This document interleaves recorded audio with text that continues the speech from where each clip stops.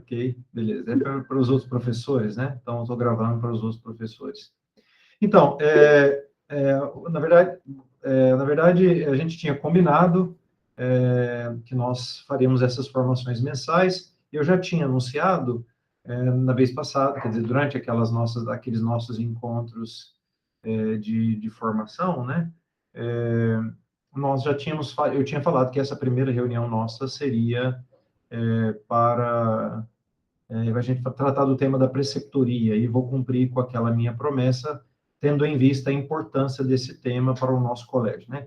De vez em quando, só para avisar vocês, eu vou, que assim, essa semana é a semana de avaliação e planejamento da PUC, então eu também estava participando de uma outra reunião, foi marcada no mesmo horário, eu já tinha marcado com vocês, não quis desmarcar, mas talvez em algum momento eu tenha que ao menos correr o olho lá, se precisa de alguma coisa, preciso de algum modo participar ou dizer alguma coisa só para eu não ter dificuldades depois.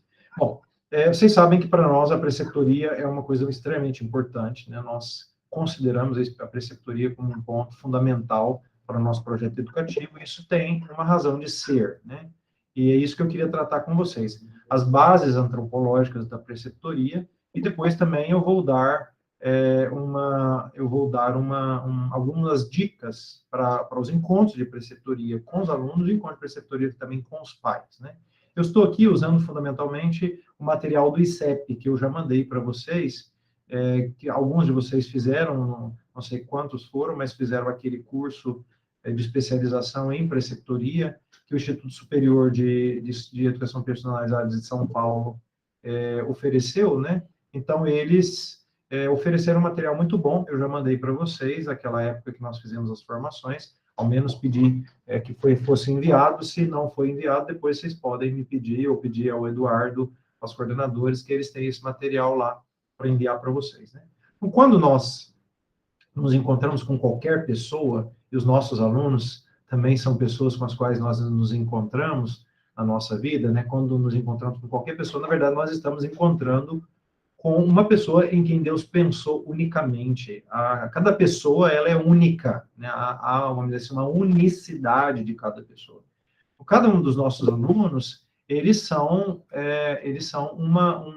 um projeto único da parte de Deus. Eles são, vamos dizer assim, um anseio de Deus concretizado numa pessoa. E tudo aquilo que a gente faz em vista do desenvolvimento desse projeto, né? Desse projeto divino, podemos dizer assim.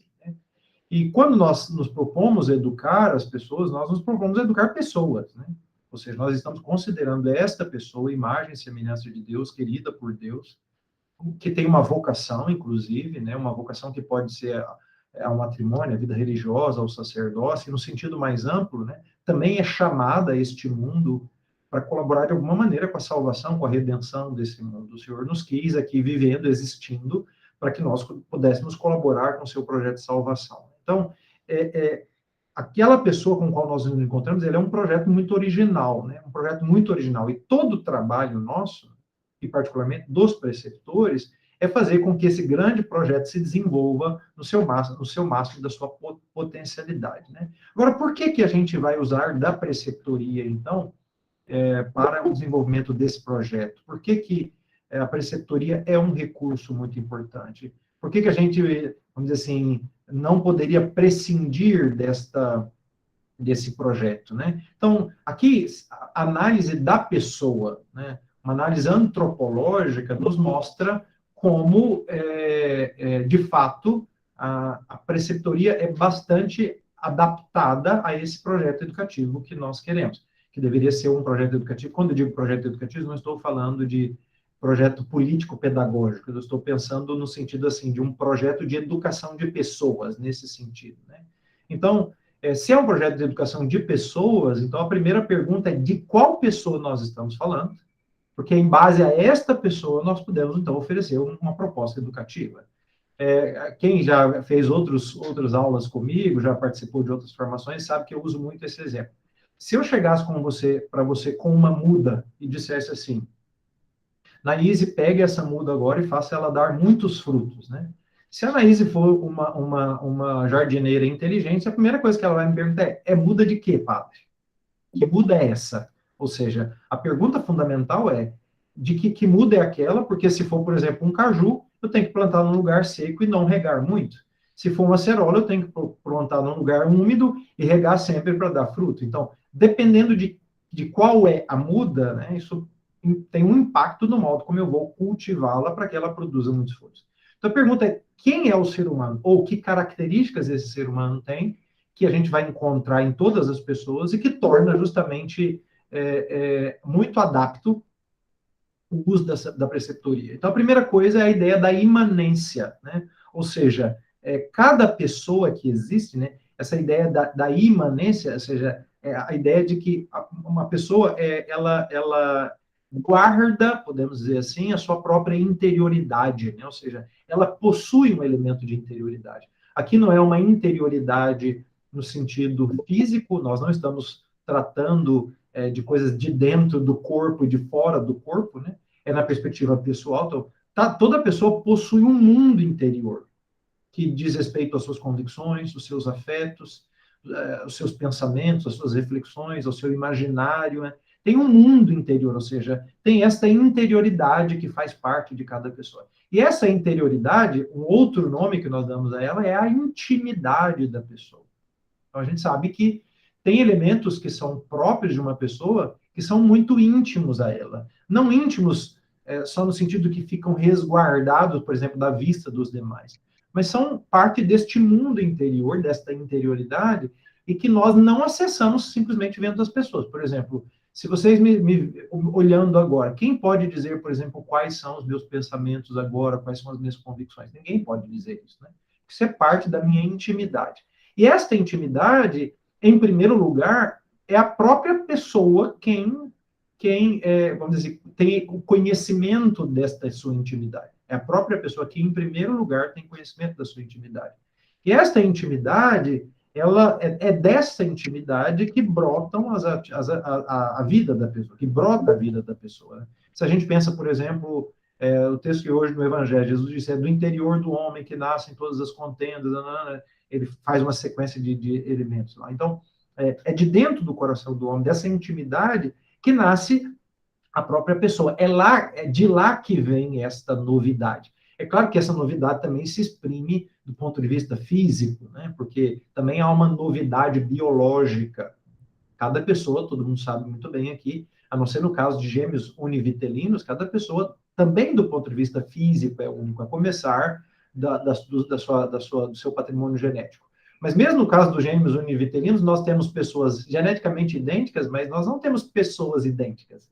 Quem aqui conhece gêmeos sabe que eles não são pessoas idênticas, né? Então, há uma interioridade que faz com que aquela pessoa seja ela mesma, né? E essa interioridade, depois, ela se manifesta. O homem tem esta capacidade de tirar da sua intimidade tudo aquilo que faz parte dela e mostrar isso às pessoas. Ou seja, a pessoa se manifesta, né? Ou seja, ela se dá a conhecer. E todas as vezes que nós nos inserimos, nos manifestamos, melhor dizendo, né? Todas as vezes que nós nos manifestamos ou manifestamos a nossa interioridade, o que nós estamos fazendo não é só, assim, revelar alguma coisa, mas também além de revelar, nós estamos exprimindo algo de nós que depois também impacta o mundo à nossa volta, né?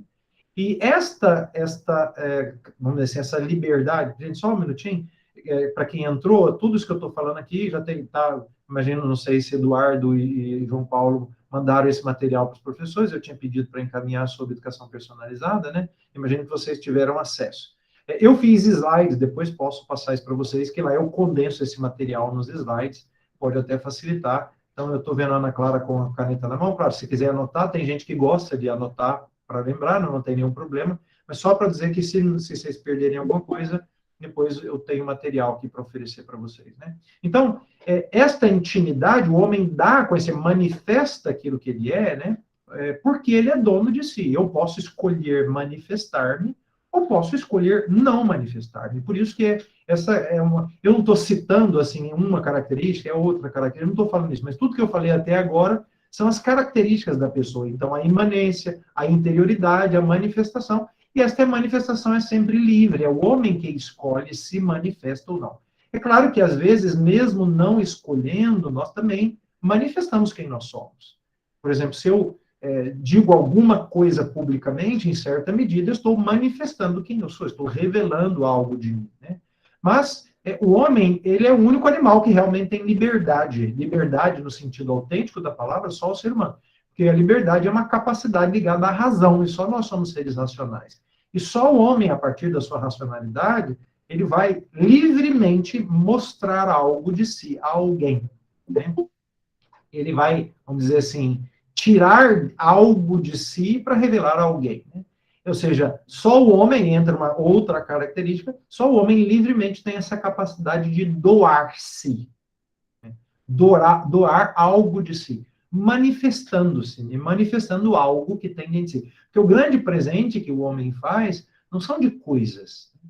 O maior presente que eu poderia dar a alguém, isso Santo Tomás diz, ele chamava isso de presente essencial, né? O maior presente que eu posso dar a uma pessoa sou eu mesmo.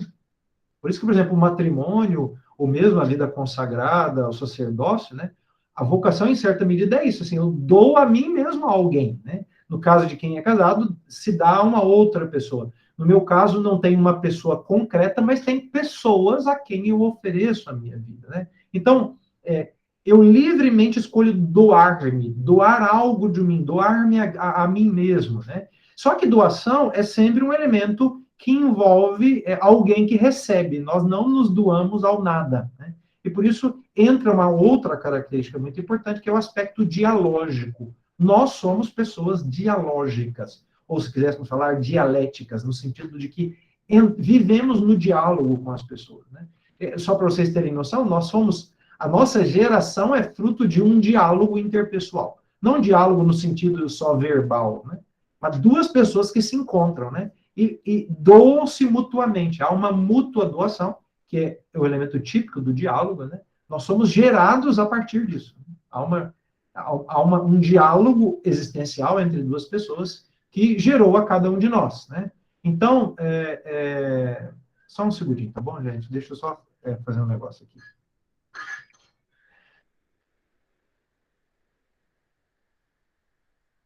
Preciso mandar uma mensagem aqui, tá?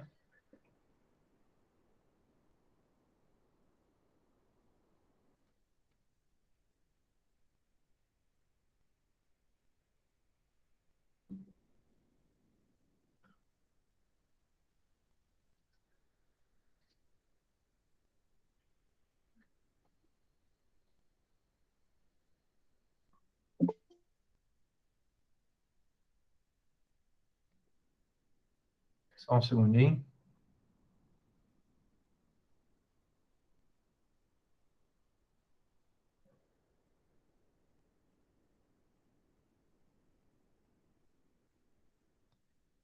Então, cada pessoa, para doar, você tem que ter alguém que recebe, tem que ter um elemento dialógico. Se não há um outro, claro, eu até posso fazer doação, né? Mas essa doação, em certa medida, vamos dizer assim, ela é frustrada porque ela cai em um vácuo. Eu não me dou ao nada, né? Eu quero sempre me doar a alguém. Então, esta forma, vamos dizer assim, essa manifestação livre que o homem faz, que é a doação de si mesmo, precisa de uma outra pessoa, né? Precisa de um diálogo um diálogo interpessoal ou um diálogo de dois sujeitos, né? Uma intersubjetividade. E esse diálogo, ele é fundamental para o crescimento. A gente não se dá conta disso, né? Mas o crescimento da pessoa humana depende fundamentalmente desse diálogo. Como eu disse, que não é um diálogo só de palavras, né? Mas é um diálogo no sentido de que há dois sujeitos que estão se interagindo, vamos dizer assim, que se interagem, né? E esta interação de dois sujeitos, as duas intersubjetividades, eles é que produzem o crescimento da pessoa. Isso é o que aconteceu conosco a vida toda. Nós chegamos aqui onde chegamos e nos desenvolvemos bem ou mal, com todos os defeitos ou qualidades, numa relação com diversas pessoas, né? Ou seja, um diálogo estabelecido com diversas pessoas. Então, a pessoa, ela vamos dizer, conhece a sua integridade, se manifesta, se doa livremente àquela pessoa, e nessa relação dialógica, nessa partilha interpessoal, é que vai acontecendo o desenvolvimento da própria pessoa. E é vamos dizer assim, nesta relação, é que a pessoa, inclusive, se conhece, né? Começa a descobrir esse mundo interior. Quantas vezes quem é pai e mãe certamente sabe muito mais do que qualquer outro, né? O diálogo com os filhos, ou seja, quando o filho faz uma coisa, você pergunta, o que você está sentindo, né? Por que que você fez isto? Estas perguntas, elas vão provocando o que naquela criança? O conhecimento de si. Peraí, o que que eu estou sentindo? Eu não sei. A criança fez bem, eu não sei. Ou ela faz uma coisa, por que que você fez isso? Ela, normalmente, ela não sei, né? Então, tem que pensar, né? Então, mesmo que a gente não use estas palavras, aquele confronto intersubjetivo é o que proporciona justamente esse crescimento que existe de cada pessoa. Ou seja, aí o processo educativo, mesmo que ele não seja formal, ou seja, dentro de uma escola, ele depende deste elemento dialógico, né? Ou seja, de duas pessoas que se relacionam entre si. E aí é que entra propriamente a preceptoria. Na preceptoria, o que nós vamos fazer é estabelecer essa relação intersubjetiva, baseado nestas características pessoais que eu falei até agora, né? Nós vamos fazer isso formalmente, vamos escolher fazer isso. Isto já acontece mesmo que a gente não escolhesse. Então, assim, mesmo que você não escolha fazer preceptoria com seu filho, podemos dizer assim, né? Você está estabelecendo uma relação intersubjetiva e essa relação é o que vai, vamos dizer assim, produzir a educação dos seus filhos. A mesma coisa dentro de um colégio, né? Eu insisto muito como o modo como vocês vivem, como vocês são, as convicções que têm, impactam na vida dos alunos. É claro, porque são essas convicções que configuram o ser de vocês, que fazem parte dessa interioridade, é que se mostra nas relações estabelecidas, no modo como vocês fazem escolhas, ou seja, tudo está baseado nisso, né? Então, é aqui que entra propriamente, vamos dizer assim, a base antropológica da preceptoria. Por que que a gente precisa de um preceptor? A gente poderia falar preceptor, a gente poderia falar tutor, no campo da nossa experiência de fé, a gente fala de um diretor espiritual, né? Às vezes alguns falam de uma acompanhante espiritual, independente de qual termo a gente usasse. Todas estas pessoas, elas ocupam este mesmo lugar. Uma pessoa que vai entrar num diálogo com uma outra pessoa para ajudar no seu caminho de educação. Que pode ser educação espiritual, né? Se fosse uma direção espiritual, que poderia ser um outro tipo de educação, tendo em vista o objetivo e a pessoa que está interagindo. Então, a preceptoria é vamos dizer assim, é um instrumento escolhido livre e conscientemente dentro de um projeto educativo, tendo em base justamente estas características que são próprias de uma pessoa. Ou seja, nós escolhemos fazer a preceptoria, vamos dizer assim, porque a gente entendeu, né? A gente entendeu que a pessoa, assim, bons educadores entenderam que uma pessoa só cresce nessa relação de intersubjetividade. Então, a preceptoria consistiria, a gente pode dizer, consistiria, podemos dizer assim, nesse atendimento pessoal e individual de uma pessoa, né? De uma maneira integral e sistêmica, isso é muito importante, não é uma coisa que a gente faz uma vez ou outra, esporadicamente, é integral e sistêmica, ou seja, ela tem tempos, ela tem períodos para acontecer, ela vai acontecer sistematicamente na vida daquela criança, justamente para ajudar aquela pessoa, que pode ser uma criança ou adolescente, no nosso caso, a desenvolver esse projeto querido por Deus, que é ela mesma.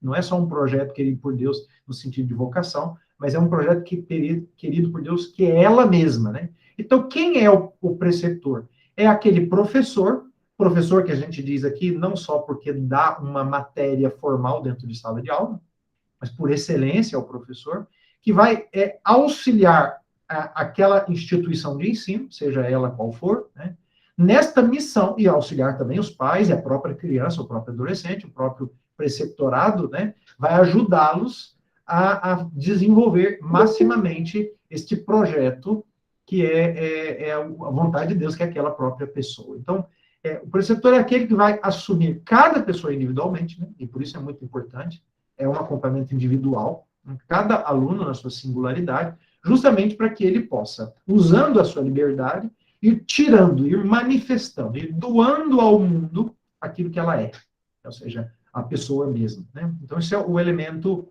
mais importante. Eu já falei nas minhas formações, McLean, podia parar de apresentar sua tela aí, fazendo favor?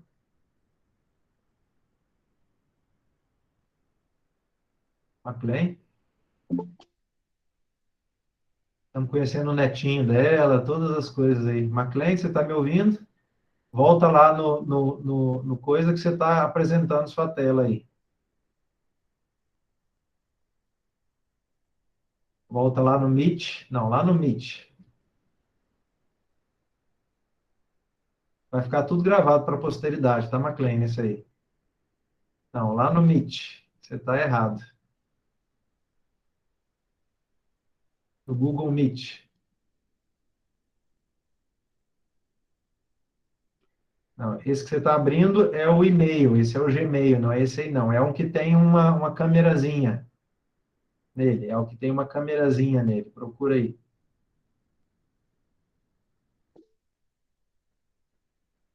É, deixa eu ver se consigo, Eduardo, mas acho que não. Ah, consegui. Pelo menos tirá-la daqui, né? Melhorou. Então, todo professor, em certa medida, é um preceptor, porque todo professor, em certa medida, está ajudando o aluno individualmente a crescer. No nosso caso, particularmente, isso ainda é mais evidente, porque nós somos um colégio com um pequeno número de alunos, o que dá uma possibilidade de contato interpessoal muito grande. Diferente de outras escolas, que você tem 50, 60 alunos por sala de aula. Então, no nosso colégio, isso fica ainda mais evidente. Só um minutinho aqui, deixa eu ver um negócio. Prontinho. Removi ela, se ela quiser, ela entra de novo. Então, no nosso caso em especial, a gente pode dizer que todo professor é um preceptor, né, no nosso caso. Mas a gente sabe que especificamente, né, a gente precisa de uma pessoa que assuma, do mesmo modo que livre e conscientemente, a gente assumiu dar a uma pessoa, assumiu este elemento da preceptoria com esta base antropológica para oferecer aos nossos alunos um acompanhamento individual. Então, neste caso, também a gente escolhe, né, que este preceptor, a gente, vamos dizer assim, dá a este preceptor essa responsabilidade de acompanhar um aluno individualmente. Também são escolhas que a gente faz livre e conscientemente, né? Então, aqui só para mencionar algumas qualidades que o professor, e em particular o preceptor, deveriam desenvolver. Então, antes de tudo, nós precisamos pensar, e eu tenho insistido muito isso com vocês, nós somos, antes de tudo, educadores, né? Essa é uma característica muito importante. O preceptor e o professor, né, o preceptor em particular, ele tem que ser um educador, mais do que alguém que está transmitindo conteúdo. Eu não quero aqui fazer caça às bruxas de transmissão de conteúdo. Isso também tem o seu lugar, né? Sobretudo nas condições educacionais que nós vivemos no país. Mas eu estou insistindo sobre o aspecto formal aqui. Eu expliquei isso lá nas nossas formações daquela semana pedagógica, né?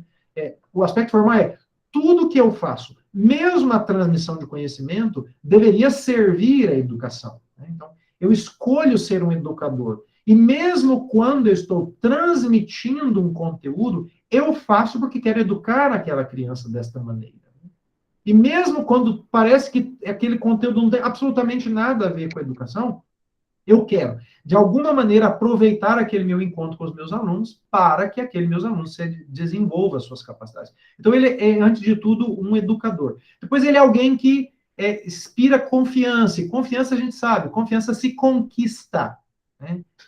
Confiança se conquista. E, sobretudo, nos alunos que são adolescentes, às vezes é mais difícil, porque se tornam mais arredio, né? Então, é preciso que o aluno ele desenvolva essa confiança, mas uma confiança que é conquistada pela vida do preceptor, pela negação, pela entrega verdadeira, pelo amor com que ele se dedica a acompanhar aquele aluno, né? Então, aqui é uma confiança que eu não conquisto a não ser pelo modo como eu, inclusive, desenvolvo essa minha missão de ser preceptor, né?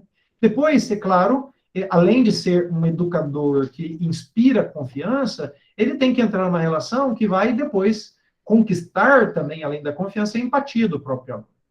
Ou seja, aquela relação deve ser simpática, né? Eles devem estabelecer uma relação simpática. Ou seja, quando o aluno vê o amor desinteressado do preceptor, o seu altruísmo, a sua generosidade, ele vai, assim, de algum modo, podemos dizer assim, né? Ele vai se reconhecer naquele preceptor, vai reconhecê-lo, né?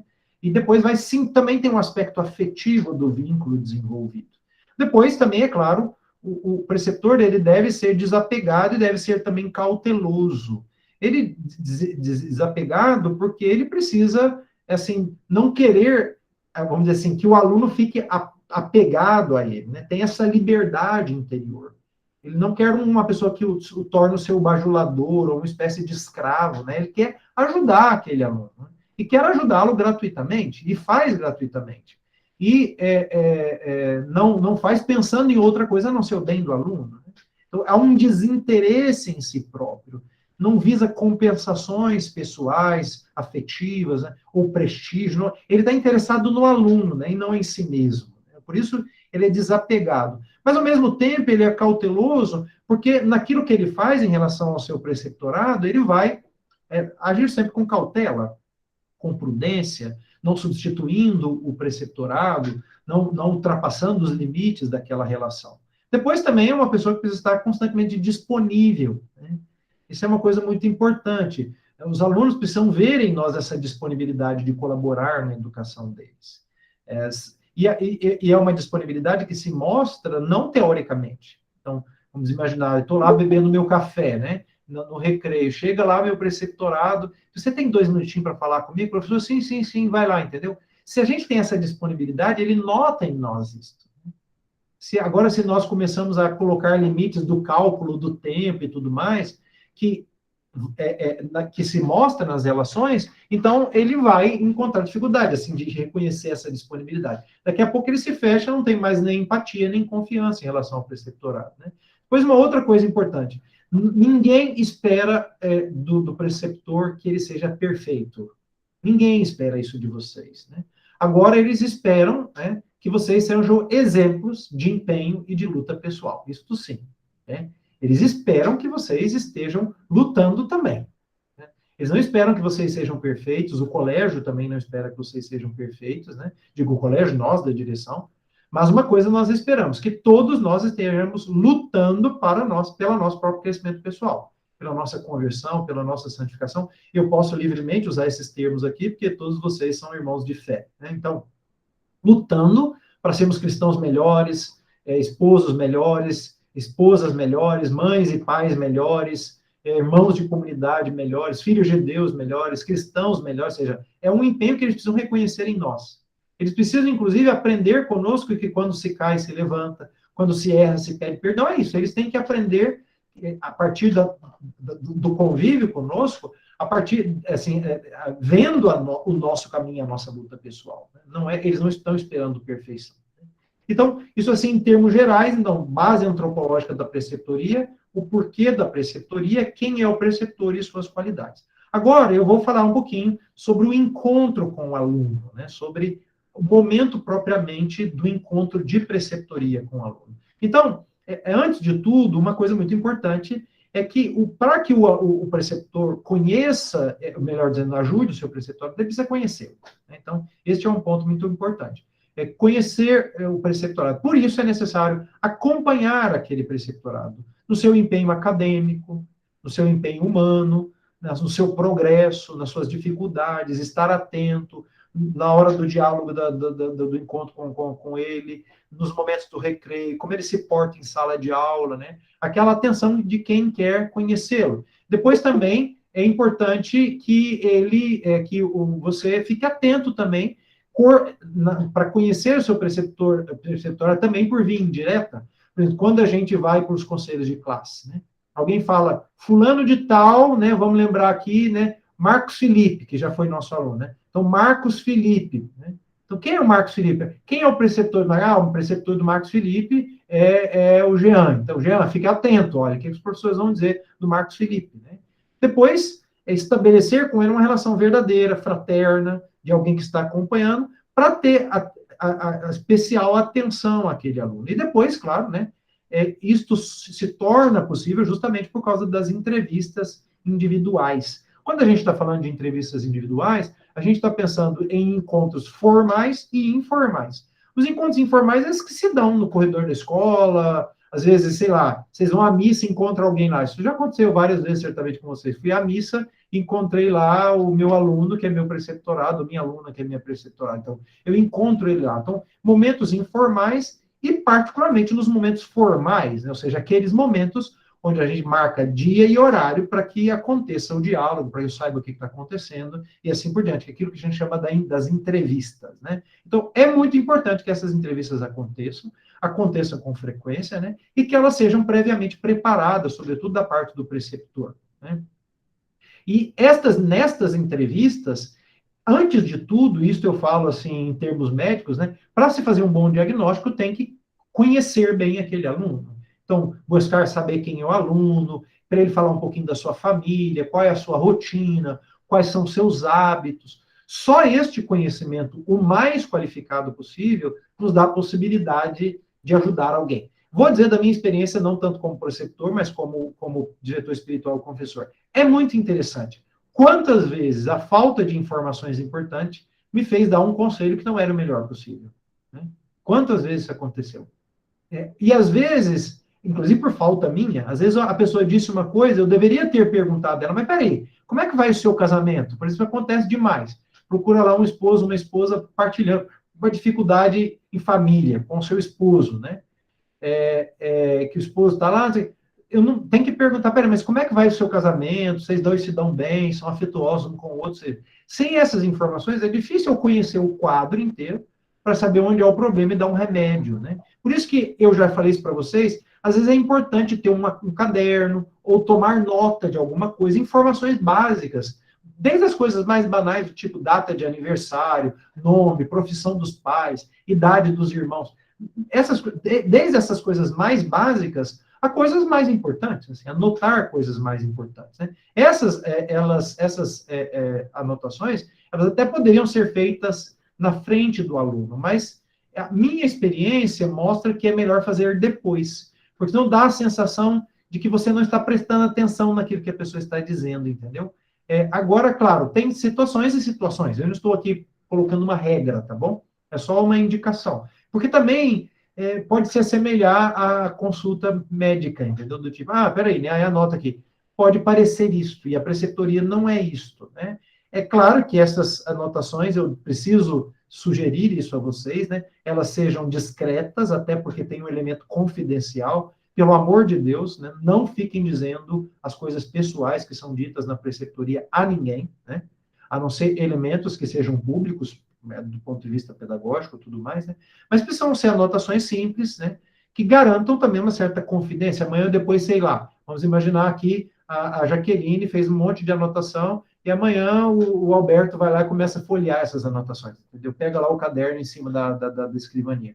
Então, não seria bom isso. Então, anotações discretas, coisas mais assim, ou de um modo que você entenda e que ninguém vai entender quando você fizer a anotação. Ou seja, ela precisa ser redigida de modo que você compreenda. Né? Isso é justamente para que você tenha um pró-memória daquele encontro feito, e isso dê a possibilidade, podemos dizer assim, né, de que, de fato, haja um conhecimento efetivo, e não só, assim, uma espécie de conhecimento falso dos seus alunos. E aí, é importante que esses encontros eles sejam mais frequentes do que longos. Por isso, eles precisam ser breves e frequentes. Então, só como referência, por exemplo, crianças de 6 a 10 anos, que seriam as crianças do Fundamental 1, assim, encontros de 10, no máximo 15 minutos, assim, encontros muito breves, até porque com eles é muito mais difícil dialogar, né? E fazer uma frequência, talvez, a cada 15 dias, né?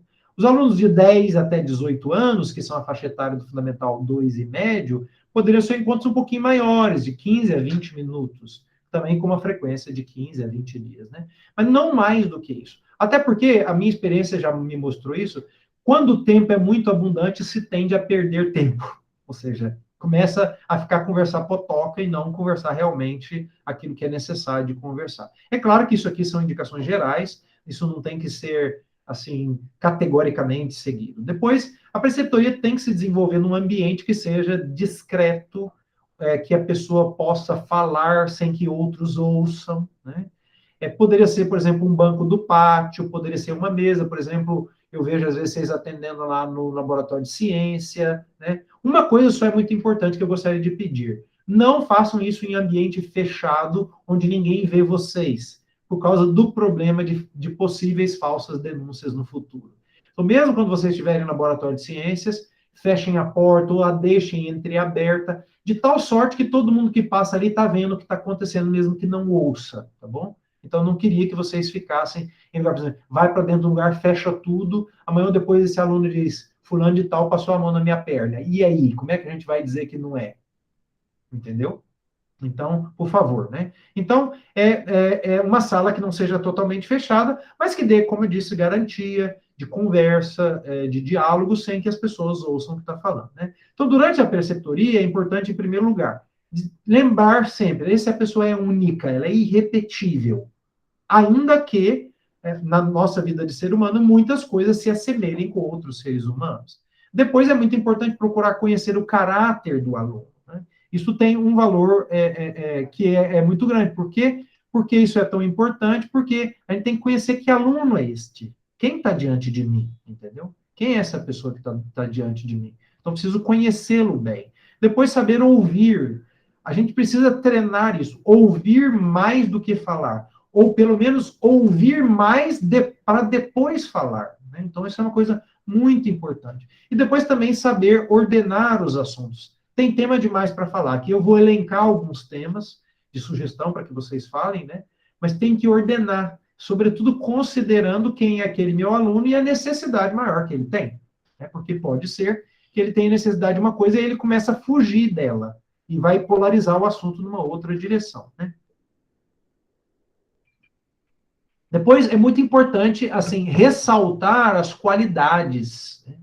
Mais do que os defeitos. Isso é muito importante. Né? Saber valorizar o elemento positivo, isso é uma coisa muito, muito, muito importante. A gente tem uma tendência, infelizmente, isso não é tão raro assim, a gente tem uma tendência a ficar supervalorizando a parte dos defeitos. É claro que a gente não vai negar esses defeitos, mas assim, é bom considerar que a pessoa não é só defeito, entendeu? Ela não é só defeito. Ela também tem qualidades. E seria bom se a gente fosse capaz de começar, antes de tudo, vendo essas qualidades, mais do que ver só os defeitos. Né? Então, saber enxergar as qualidades, mas depois também saber os defeitos do aluno, mostrando depois lealdade. Né? Então, por exemplo, estou fazendo a preceptoria, então eu fico atento, olho aquele aluno, estou atento àquilo que ele está dizendo. Se ele não quiser tratar de um assunto, eu respeito, ainda que depois eu vá atentar de novo, né? Evitar fazer distrações, do tipo ficar vendo o celular, mandando mensagem, tudo que for que favorecer aquela relação, a gente tem que considerar. E depois, é claro, não existe verdadeira preceptoria se não for para depois traçar um plano, um projeto pessoal, né, para ajudar aquele aluno no seu crescimento. Então, não tem possibilidade de ter verdadeira preceptoria se não há um projeto muito bem traçado depois, em que a gente vai dizer, bom, esse aluno meu é assim, então agora eu preciso levá-lo nessa direção, tem que fazer isso, para que se realize na vida desse meu aluno o projeto de Deus. Né? Então, quais aspectos se deveria tratar dentro de uma preceptoria? Então, em primeiro lugar, claro, é natural, nós estamos numa escola, é natural que se trate do aspecto acadêmico. Né? Isso é natural. Né? Então, é importante que a gente comece, inclusive, né, do aspecto acadêmico, porque ele é mais evidente, ele é mais fácil de ser tratado, porque dentro de uma escola ele se mostra, inclusive, materialmente. Né? Você tem notas, você tem provas, você tem aulas, você tem professores. Ele é muito mais evidente do que outros, né?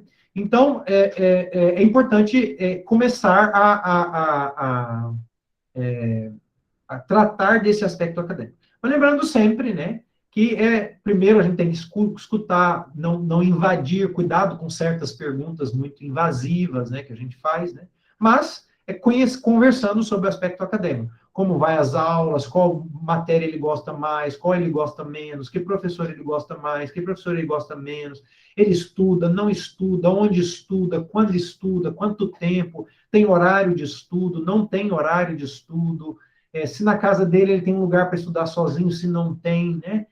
Então, todas essas perguntas que fazem parte do universo acadêmico, como andam as notas, o trabalho, o empenho, a regularidade, a entrega dos trabalhos, das provas, isso é muito importante, né? Então, a gente tem que tratar do aspecto acadêmico. Mas há um aspecto que vai para além do acadêmico, que é o aspecto cognitivo, né? Do próprio conhecimento.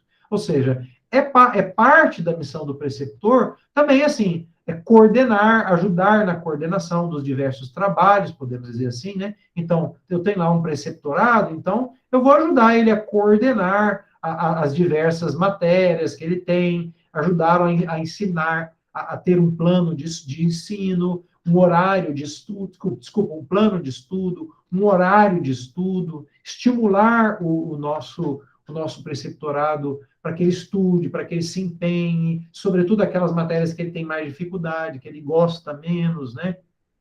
Acompanhar o que ele está fazendo, propor certas coisas, por exemplo, propor certas leituras. Eu estou vendo que o meu preceptorado lá tem dificuldade num certo aspecto, né? Então, eu poderia tranquilamente propor para ele certas leituras, né? Valorizar os resultados acadêmicos que ele tem, mesmo que eles não sejam assim os melhores do mundo. Eu já falei isso para vocês e repito: um aluno que sai do 0 e pula para o 5 cresceu mais do que aquele que estava no 6 e foi 7, entendeu? Então, assim, ele deu um salto qualitativo muito grande. Então, saber valorizar este esforço dele, os resultados acadêmicos que tem, mesmo quando eles ainda não atingiram um nível satisfatório, né? E aí, claro, aqueles que são preceptores dos alunos do ensino médio, um tema muito importante a ser enfrentado é também o tema da vocação, e se eles, assim, vão ter uma profissão, também o elemento da profissão, né? O que eles pensam sobre a profissão deles, e assim por diante, né? Depois tem também um aspecto físico, né? Que é importante vocês considerarem. Então, por exemplo, as professoras do Fundamental 1 tem que observar, por exemplo, os elementos de psicomotricidade, hábitos de higiene, como é que ele se porta na cadeira, que evidencia elementos da parte física dele, porque isso depois pode ser corrigido, indicando, por exemplo, a professora de educação física certas coisas, ou a própria família, né? Então, tem aspectos físicos muito importantes. No Fundamental 2, né, além desses que eu já falei, porque isso se soma, né, a gente tem que pensar numa questão da alimentação, distúrbios alimentares. Vocês sabem que, às vezes, acontece casos de bulimia, nós já tivemos isso lá no colégio, casos de bulimia, então, considerar isso, os elementos da puberdade, sobretudo as meninas, né, por causa da primeira menstruação, o desenvolvimento dos seios, o interesse pelo sexo oposto, no caso dos meninos, o desenvolvimento dos pelos, a mudança de voz, o interesse pelas meninas, né? Isso é muito importante considerar. Depois também se há um desenvolvimento também harmônico, físico, né? Justamente para que a gente, se for necessário, entre, vamos dizer assim, com elementos que são da parte também física, que vão ajudar no desenvolvimento deste nosso aluno, entendeu? Então, aqui, claro, eu estou só dando, assim, ideias gerais, né? Depois, se vocês quiserem, podem ler lá com calma, né? Uma coisa importante, claro, nesse aspecto físico também, é esta coisa do padrão de beleza, sobretudo para as meninas, assim, né? Um ideal de beleza estereotipado, que depois fazem com que as pessoas fiquem escravas de certas coisas, né? E um elemento que a gente ainda vai ter chance, espero que vocês tenham feito inscrição lá no nosso seminário de sexualidade, um tema também muito importante e inevitável que a gente vai tratar, é o tema da sexualidade, né? Depois também a gente tem que ficar atento aos aspectos sociais da pessoa. O que eu digo aspectos sociais? Da relação daquele nosso preceptorado com os outros colegas. Por exemplo, se a criança ou adolescente tem facilidade ou não de estabelecer relações, se ela é isolada ou não é, se fala demais ou não fala, se é uma espécie do bobo da corte dos colegas, ou seja, como é que ela estabelece essas relações. E aí, sobretudo, ficar atento ao isolamento, a baixa autoestima, uma timidez que não é normal do temperamento, tem alguma coisa por detrás maior,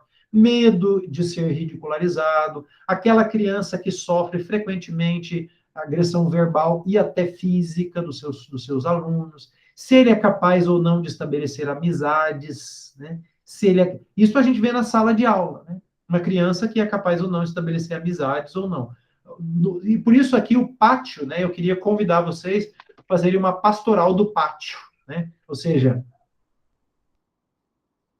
Eu sei que às vezes a gente está no intervalo do recreio, está cansado, né? Prefere ir lá, às vezes, para ficar no silêncio do recreio, lá na sala de professores tomando um café. Não tem problema, mas de vez em quando, vão no recreio, né? Eu faço isso, eu faço questão de fazer isso, mesmo que eu não fique lá conversando o tempo inteiro. Mas é muito interessante. Tem alunos que sentam sempre no mesmo lugar, lancham sempre sozinho. Tem um problema aqui. Tem um problema aqui. Então, se é o seu preceptorado, amanhã ou depois na entrevista, você vai perguntar para ele, peraí, por que todo dia você lancha sozinho? Né? Você não tem amigos aqui no colégio, não, né? Para saber o que está acontecendo, né? Ou seja, se ele é capaz de se integrar num grupo, fazer parte do grupo. Né? Depois tem um outro aspecto que é muito importante, que é o aspecto da transcendência. Quando a gente fala de aspecto da transcendência, nós não estamos nos referindo somente vamos dizer assim, a um elemento espiritual, no sentido assim de fé espiritual, né? Tudo aqueles elementos que vão para além do elemento físico. Também a dimensão, vamos dizer assim, afetiva, ela é uma dimensão de transcendência. A capacidade de relação com os outros é também elemento de transcendência. Porque tudo aquilo que vai para além do eu, né? Que transcende o próprio eu. Então, aqui a gente tem que considerar todos esses elementos que são parte da sociabilidade. Mas também há um aspecto da transcendência que é aquele da fé. Então, tem que, às vezes, perguntar se a pessoa tem fé, se não tem, ou vai descobrindo isso com o passar do tempo, né? Vai indicando os caminhos para aquela criança, para aquele adolescente, para o crescimento da sua fé, da sua relação com o Senhor, né? Há uma educação de fé que a gente pode participar, sugerindo leituras, indicando a confissão, indicando a direção espiritual, incentivando a participação na missa, incentivando a vinda na missa no colégio, mas a participação dominical, incentivando a oração. Né? Então, isso tudo faz parte do aspecto transcendente. Depois tem o aspecto da educação da vontade, que tem muito a ver com a educação do caráter, educação das virtudes, ou seja, aquilo que move o ser humano, ou seja, o homem é um ser volitivo, né? Então, esta vontade, ela precisa. Como é que a gente educa a vontade? Sobretudo, ensinando a pessoa a ordenar a sua vontade ao bem. Né? Ela precisa saber o que é o bem para ela querer livremente o bem. Isso é que educar a vontade. Explicar, por exemplo, por que é importante estudar? Tornar aquilo claro para que a pessoa veja como é bom estudar, para que ela queira estudar. A mesma coisa vale para o estudo, vale para as relações, vale para a fé, vale para todas as outras coisas, entendeu? Então, isso é muito importante. E aqui entra o elemento que é muito importante da autoridade. Né? Da autoridade. Então, a autoridade é um elemento muito importante para nós, né? E é muito importante que a gente saiba exercitar de uma maneira correta a autoridade. Autoridade não é ser autoritarista, não é mandar, né? Não é isto. É ajudar aquela pessoa, sobretudo com o meu próprio testemunho moral, ajudar aquela pessoa a fazer a escolha correta do bem, a buscar de uma maneira, vamos dizer assim, mais livre e consciente o bem. Né? Então, uma coisa muito importante, a gente tem que procurar. A autoridade, a educação da vontade, não se faz, gente, ficando só rodeando problemas ou tentando desviar de problemas. A gente tem que escolher o caminho da virtude, que é um caminho árduo, por isso é um caminho da montanha. Né? E não tem que desviar dos buracos, a gente tem que subir a montanha. Depois, uma outra coisa importante é que a gente precisa ensinar as pessoas a verdade. Né? É só mostrando a verdade que a pessoa vai querer a verdade. E a verdade, ela impõe-se por si mesma. Se ela não se impor por si mesma, nós nunca vamos poder impô-la a ninguém. Porque isso não é possível. Né? E depois, educar para uma verdadeira liberdade. O que significa educar para uma verdadeira liberdade? Né? Educar para que a pessoa, ela, conhecendo o que é certo, o que é verdadeiro, o que é bom, ela escolha isso por si mesma. Ou seja, que ela não faça aquilo porque alguém está mandando. Ela faz porque ela sabe que é bom e ela quer. Esse é o desejo de qualquer educador, que algum dia o meu educando faça tudo o que é certo, mesmo que eu nunca tenha dito para ele. Esse é o anseio de todo educador, mesmo um pai que está educando seus filhos. Né? Por isso é importante, claro, compreender, né, e compreender o aluno, mas é importante também exigir dele que ele assuma a sua responsabilidade. Não, peraí, você tem que decidir, você tem que pagar o preço da sua decisão. Exigir dele responsabilidade. E, ao mesmo tempo, claro, saber fugiu a palavra? Respeitar as decisões que ele toma, a não ser, claro, que sejam decisões tomadas para um erro absurdo ou evidente, né? Porque tem coisas que são só opiniões distintas. Nem sempre há um certo ou errado. Às vezes há perspectivas distintas de um mesmo problema, e eu tenho que respeitar, né? E aí, uma coisa muito importante da preceptoria é que tem que ajudar os nossos alunos a pensar, né? Ele tem que saber pensar. Peraí, por que você está fazendo isso? Por que você fez assim? Por que você fez assado? Por que você não fez assim, né? Por que você fez essa escolha? Diz para mim porque isso é bom, né? Tem que provocar constantemente o pensamento dos nossos alunos. E depois, assim, vamos dizer assim, incentivar neles a arte da expressão, né? Eles têm que expressar sempre com mais clareza aquilo que eles estão sentindo, fazendo, ou seja, isso só é possível se há uma boa reflexão prévia, antecipada, né? E depois, claro, a gente tem que educar para que eles reconheçam que eles são pessoas de valor, ou seja, educar para uma autoestima, né? Eles precisam tomar consciência de que são pessoas únicas, um projeto amado, querido por Deus, né? E que precisa ser bem desenvolvido. Por isso, assim, preciso aceitar os próprios limites, não desistir nunca, ajudá-los a serem responsáveis pelas próprias atitudes, mesmo quando elas são erradas, tem que ter bons propósitos, uma coerência pessoal, tudo isso vai ajudando na estima. Depois também tem que ajudá-los, isso tudo faz parte, vamos dizer assim, da educação transcendente, né? Da educação da vontade, educar para a sinceridade, né? Então, não aceitar mentiras, né? Não aceitar meias palavras, a pessoa tem que ser sincera. Se ela não foi, tem que dizer, por que você não foi sincero? Né? Não é assim que se estabelece uma relação. Então, educar para a sinceridade daquilo que já se fez, daquilo que se está fazendo, daquilo que se vai fazer, né? E depois, claro, esse tema eu não vou tratar aqui, eu vou passar por ele, porque a gente vai gastar um tema todo, educar também, sobretudo para a castidade, eu vou falar isso lá no nosso seminário de sexualidade, e depois também educar para o espírito de serviço. Educar para o espírito de serviço, né? Isso se faz, sobretudo, em coisas muito concretas e práticas, do tipo, arruma sua cadeira, ajudar a limpar a sala antes de sair. Espírito de serviço, saber servir as pessoas. E depois, a entrevista com os pais, né? Então, a gente tem uma necessidade, eu queria pedir a vocês que se empenhassem por isso, né? Para fazer uma entrevista, vamos dizer assim, bimestral, no máximo trimestral com cada aluno, né? Então, eu gostaria de sugerir, né? Essa é uma sugestão e eu gostaria, assim, que vocês a considerassem seriamente. Então, não dá para conversar com o aluno, sobretudo se eu não o conheço, antes de conhecê-lo. Então, poderia-se fazer uma preceptoria no início do segundo bimestre, porque você já teve um bimestre para conhecer esse aluno. Depois você poderia fazer uma preceptoria no início do terceiro bimestre, porque já virou um semestre. Então é um momento assim de, olha, o primeiro semestre foi assim, a gente vai ter que agora caminhar nessa direção, né? E uma no início do quarto bimestre para planejar, vamos dizer assim, a etapa do fechamento daquele ano. Se vocês conseguirem fazer 3 preceptorias com os pais, tá bom? Seria ótimo. Então vamos imaginar, fez uma primeira preceptoria, estou observando isso e isso, indica o caminho. Depois, uma no início do terceiro bimestre, para poder rever como é que foi o primeiro bimestre, traçar metas para o segundo semestre, e depois uma no quarto bimestre, para poder, vamos dizer assim, resolver os problemas, vamos dizer assim, nas últimas horas da vida escolástica dos nossos alunos, né? Então, seria muito bom se a preceptoria fosse feita com pai e mãe, né? Mesmo se eles fossem separados, tentar trazer eles, né?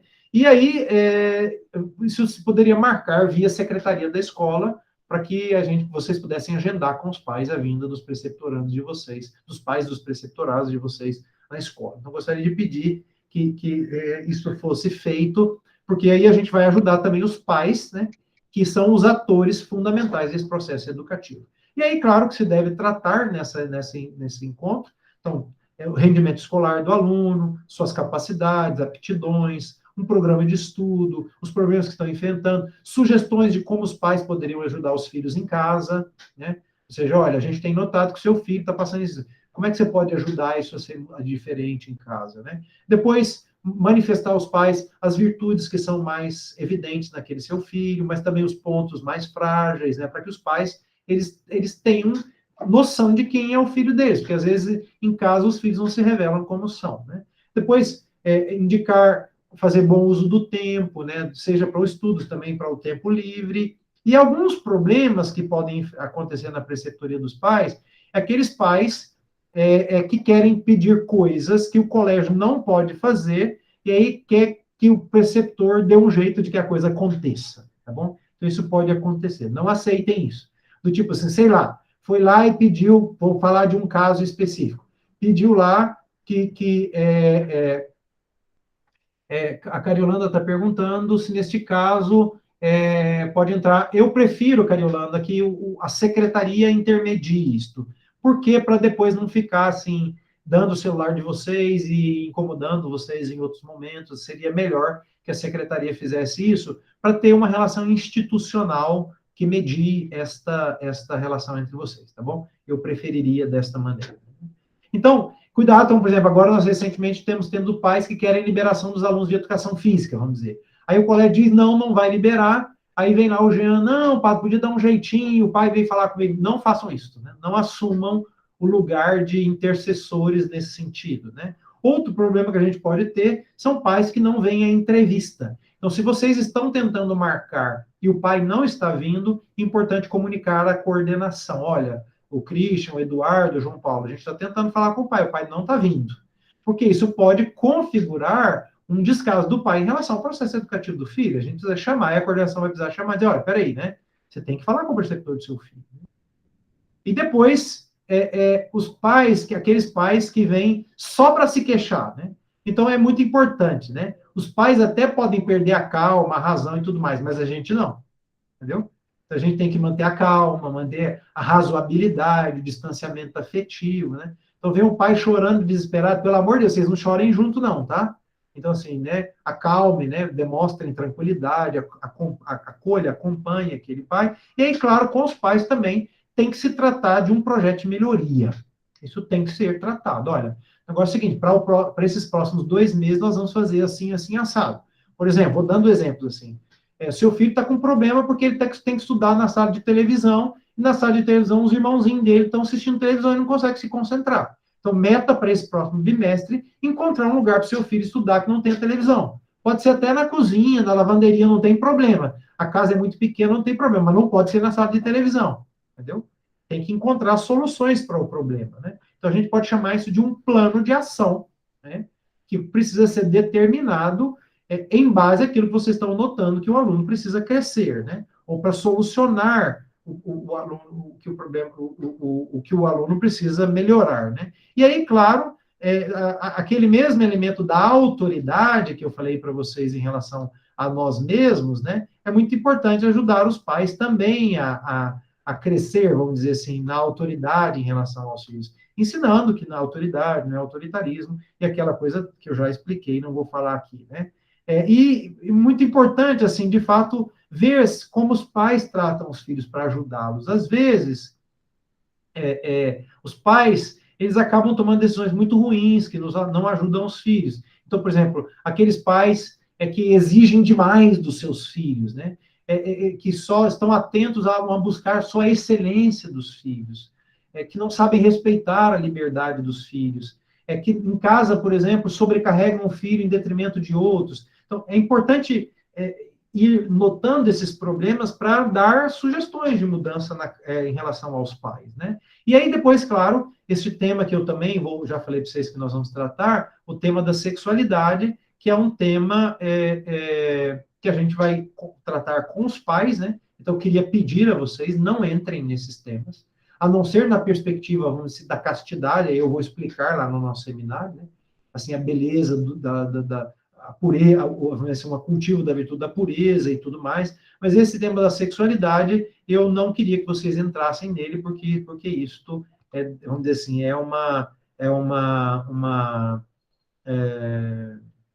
vamos dizer, uma prerrogativa, a gente acha que é uma prerrogativa dos pais. Então, era mais ou menos isso que eu queria tratar com vocês hoje. Eu vou depois mandar esses slides. Eu, claro, não falei tudo que era possível, que estava aqui, né? Assim, foram indicações, até porque, assim, há uma certa experiência já em ato, e vocês não são completos ignorantes nesse tema da preceptoria. Então, vamos dizer assim, né, confio depois a leitura de vocês. Vocês têm o texto é mais, inclusive, completo do que o que eu coloquei aqui nos slides. Eu esqueci de falar, né, poderiam ter perguntado ao longo do caminho. Tem alguma pergunta que vocês gostariam de fazer agora, né, no final? Pode abrir o microfone e falar, se quiser. Padre. Sim. Hoje eu já tinha começado a fazer as reuniões com os pais. No caso, eu não passei para a secretaria primeiro essas informações das minhas reuniões. Então, eu passo para a secretaria e ela que remarca, ou eu posso continuar desse jeito e as próximas eu faço mediante a secretaria? Vamos fazer isso, vamos fazer as próximas, você faz mediante a secretaria, pede para a secretaria entrar em contato e agendar com os pais. Tá bom. Tá bom? Padre? Sim. Eu tenho percebido, em alguns casos, que muitas vezes as meninas esquecem, não sei se esquecem mesmo ou se esquecem, né? Os combinados que a gente faz, assim, quais são as metas para os próximos 15 dias, o que a gente tem que pôr em prática. E tenho pensado em pedir para elas terem um caderninho de preceptoria, assim como eu tenho. Isso é uma coisa positiva? A gente pode fazer? Pode. Assim, você já ouviu eu falar, por exemplo, do plano pessoal de vida, já disse, eu já falei, tem que materializar aquilo, entendeu? Fica muito teórico na cabeça, a gente esquece. Então, poderia pedir, olha, a partir do próximo encontro, eu queria pedir que você trouxesse um caderno e a gente vai anotar, e a cada encontro nós vamos confrontar o nosso caderno, o meu com o seu, entendeu?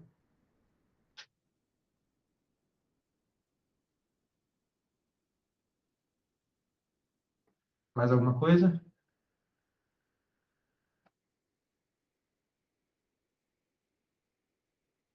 Não. Tá bom, só o seguinte, gente, uma coisa importante, eu queria pedir a vocês, né, nós estamos tentando organizar um e-mail institucional para vocês, por qual razão, né? Porque com esse e-mail institucional fica mais fácil a comunicação entre nós, fica mais fácil, inclusive, a criação das salas de aula lá, e uma série de outras coisas, uma série de outros elementos. Então, vocês já receberam o e-mail institucional de vocês, que normalmente vai ser, por exemplo, naise.bertoldo@famíliadenazaré.com.br. Quem não recebeu ainda, por favor, fale com os coordenadores. Né? Quem não recebeu ainda, por favor, fale com os coordenadores. Né? E aí, façam o primeiro acesso a este coisa, mudem a senha, porque vocês receberam essa senha, né? Eu já vou mandar, Jaqueline, para todos os professores, tá bom? O texto e depois, se não receberem, na verdade, eu já mandei, posso até mandar de novo aí,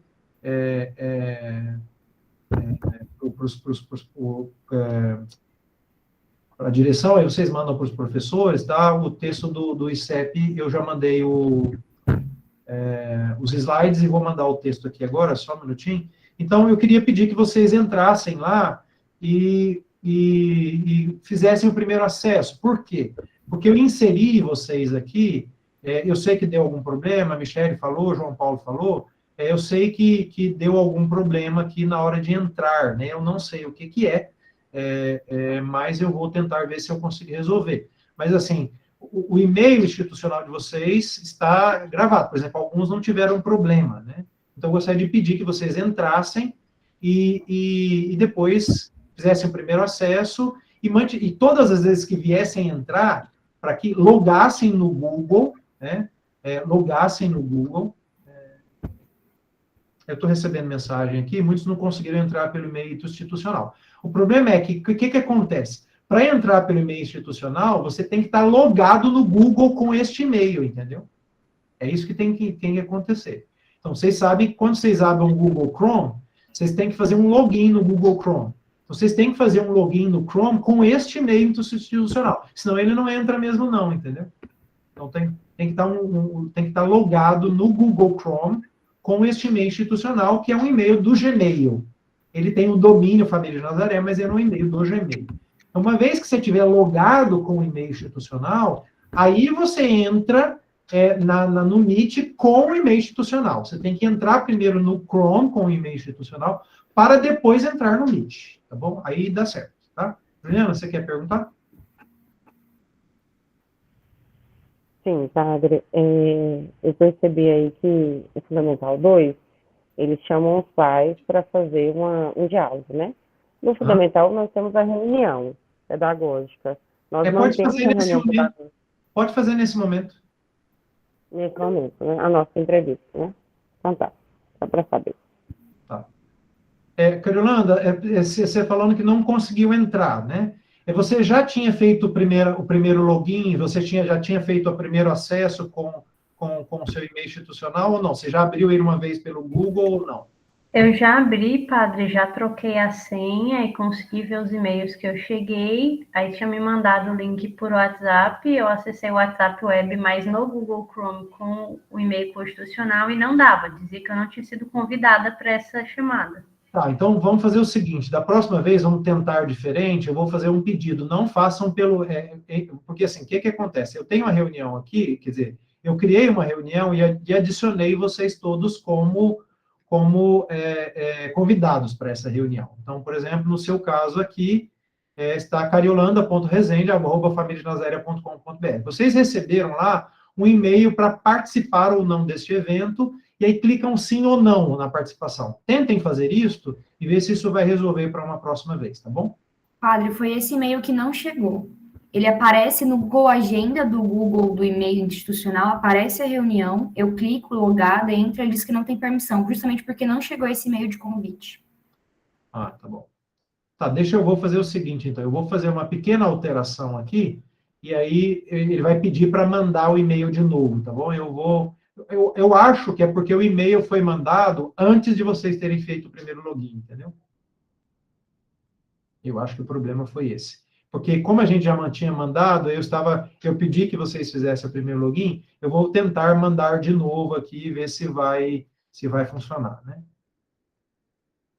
O Eduardo está dizendo aqui. Eduardo, em vez de ficar me mandando mensagem, meu cara, abre aqui o microfone e fala. Não adianta, não, me atrapalha. Não, sim, é porque eu queria te mandar a imagem. Quando eu fui entrar com o e-mail da própria coordenação, foi esse erro que apareceu. Uhum. Tá, vamos tentar uma próxima vez, porque, por exemplo, eu mandei para você o e-mail lá da coordenação e você não aceitou participar do evento, entendeu? Então, pode ser aí o fato de que não aceitaram participar do evento. Vamos tentar isso uma próxima vez para ver se vai dar certo. Senão, o que eu vou fazer? Eu vou fazer tudo de novo. Vamos fazer o seguinte? Eu vou fazer tudo de novo, tá bom? Eu vou dar essa semana para vocês. Todo mundo loga pela primeira vez, troca a senha, pelo amor de Deus, até sexta-feira. Aí, para a semana que vem, eu vou refazer tudo de novo, tá? Eu vou fazer o mesmo processo de novo, a gente vai ter um novo link, para ver se vai dar certo dessa vez. Porque o problema, sabe o que é? Se vocês não logarem assim, com aquele login que eu dou a permissão para vocês, toda hora eu tenho que aceitar, isso atrapalha a reunião, porque entrou muita gente depois que eu já tinha começado. Entendeu? Sim, Jaqueline. Padre, eu não fiz esse e-mail institucional, aí eu estou entrando pelo meu pessoal mesmo. Eles já estão providenciando para você também, para você e para o Jonathan, tá bom? Eduardo está fazendo isso, tá? Tá bom, obrigada. Tá. Mais alguma coisa? Então, olha só, esqueçam esse último link.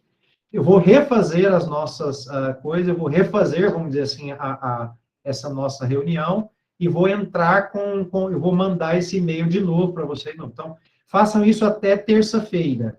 Quando for segunda-feira, eu vou fazer de novo a inserção dos convidados. Sim, Cariolanda? Aí, nesse caso, padre, só repetindo isso, é bom quem recebeu o e-mail confirmar já a participação. Isso. Porque aí o senhor já tem o controle de quem está recebendo o e-mail para ver se são esses que conseguiram acessar para institucional ou se não tem relação, que a gente já tira essa dúvida também. Ótimo, boa ideia. Mais alguma coisa? Não? Então tá, obrigado, a gente termina com a oração, obrigado pela participação. Próxima reunião nossa, 9 de fevereiro, tá bom? Glória ao Pai, ao Filho e ao Espírito Santo, como era no princípio, agora e sempre. Amém. Abençoe-vos o Deus Todo-Poderoso, Pai, Filho, Espírito Santo. Amém. Fiquem com Deus, um abraço para todos, viu?